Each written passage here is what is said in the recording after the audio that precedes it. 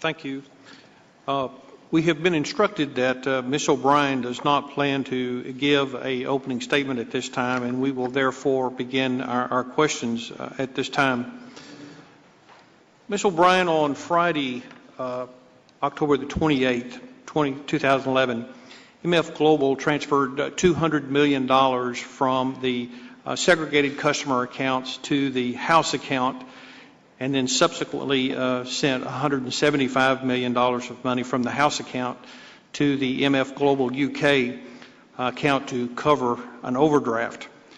As you're aware, in December, Mr. Corzine testified here that you assured him that those transfers complied with the CFTC rules about customer segregation. Reportedly, you dispute Mr. Corzine's testimony. So let me ask you today, Ms. O'Brien, did you give Mr. Corzine assurances that the farmers and ranchers' money that was in MF Global's account, the segregated accounts, did you give him assurances that that money was not their money? On the advice of counsel, I respectfully decline. I'm sorry, you're going to have to. Yep. On the advice of counsel, I respectfully decline to answer based on my constitutional right. I'm going to yield to Mr. Capiano and see if he would like to. Ms. O'Brien, I understand and I respect the constitutional rights, but there was an article in, I think it was today's Wall Street Journal, maybe yesterday's, that stated that you were trying to negotiate an immunity with federal investigators, and I'm just curious if that article was accurate or inaccurate. I'm not asking about anything that happened in MF Global or anything like, but I'm simply asking, is that news report an accurate report or not?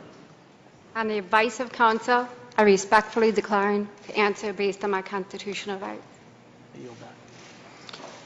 Ms. O'Brien, the subcommittee asked you here today to testify so that you could help use your background and experience to solve a very serious matter, to try to find out exactly what happened and how we can keep this from happening again. We're extremely disappointed that you've chosen to do that. I would just ask you now, do you intend to invoke your Fifth Amendment right as to any question that the subcommittee may ask you on these subjects today? I will.